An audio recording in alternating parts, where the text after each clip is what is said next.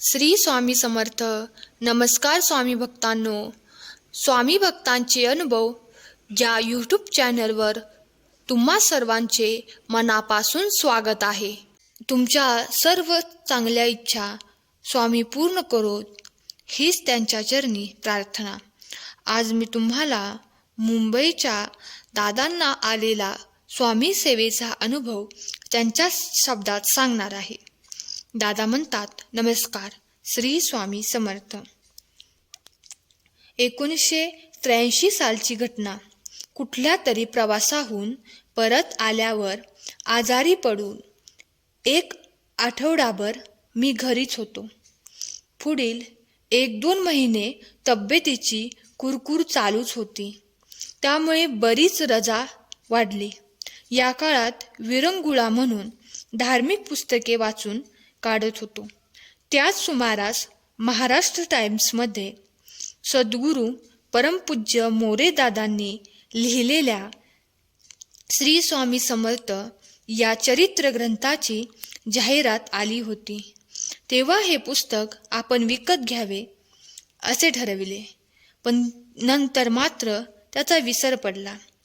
एके दिवशी सहज लायब्ररीत पुस्तक बदलायला गेलो, तेव्हा परमपूज्य दादांनी लिहिलेले श्री स्वामी समर्थ या चरित्र ग्रंथाची जुनी आवृत्ती मिळाली. ती घरी आणून आम्ही सर्वांनीच त्याचे वाचन केले.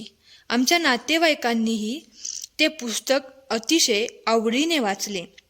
हा ग्रंथ संग्रही असावा म्हणून घेण्यासाठी धार्मिक पुस्तक विक्रेत्यांच्या दुकानात मी गेलो. तेथे योगायोगाने मला श्री स्वामी समर्थ सेवा केंद्र कल्याण येथील सेवेकरी भेटले. त्यांनी आम्हाला केंद्रात येऊन हे पुस्तक विकत घेण्यासाठी सुचविले. त्याप्रमाणे आम्ही पुढील गुरुवारीच केंद्रात गेलो. केंद्र सुरू झाल्यापासून जवळजवळ 1.5 वर्षांनी आम्हाला त्याची माहिती मिळाली होती. त्यानंतर आम्ही कुटुंबीय नियमित केंद्रात जाऊ लागलो. गुरुवारी व रविवारी तेथील सेवेकरी त्यांना आलेले अनुभव व परमपूज्य मोरेदादांनी दिलेल्या सेवेतून मिळालेली अनुभूती हे सर्व सांगत असत. त्यामुळे अर्थातच सद्गुरुदादांना बघण्यासाठी आम्ही सर्वजण उत्सुक होतो.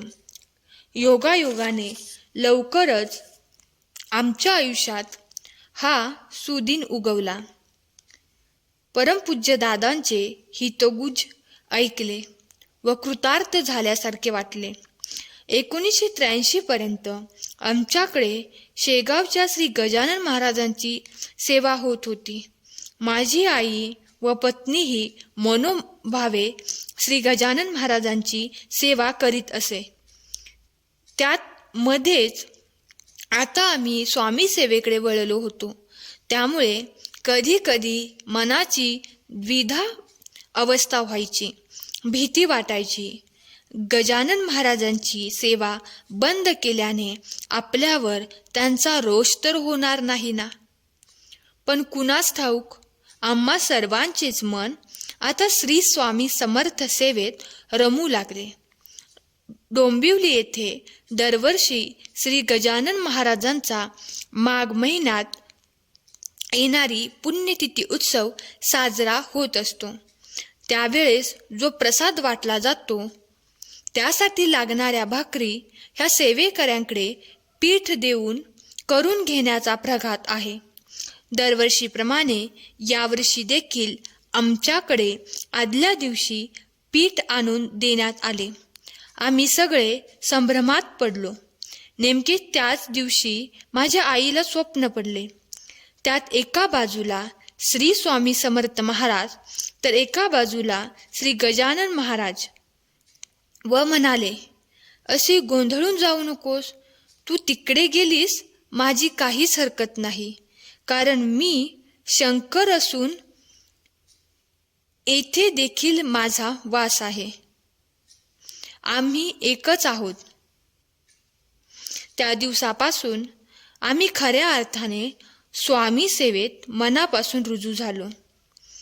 पुढील 6 महिन्यात आमच्या घरातील व नोकरीच्या ठिकाणावरील वातावरणात खूपच बदल वाटत असून मानसिक ताण कमी कमी होत चालला होता. मला व आईला असलेला ब्लड प्रेशरचा त्रास मला आता जाणवत नव्हता. आमची आत्ताच कुठे श्री स्वामी सेवा सुरू झाली होती.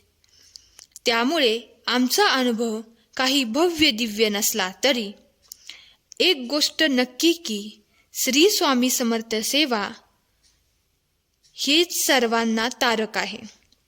श्री स्वामी समर्थ. स्वामी भक्तांनो, आजच्या ह्या दादांचा अनुभव तुम्हाला कसा वाटला हे आम्हाला कमेंट करून नक्की सांगा. स्वामी भक्तांनो, या दादांना आलेला स्वामी समर्थांचा अनुभव तुम्हाला आवडला असल्यास कमेंट बॉक्समध्ये श्री स्वामी समर्थ लिहायला विसरू नका.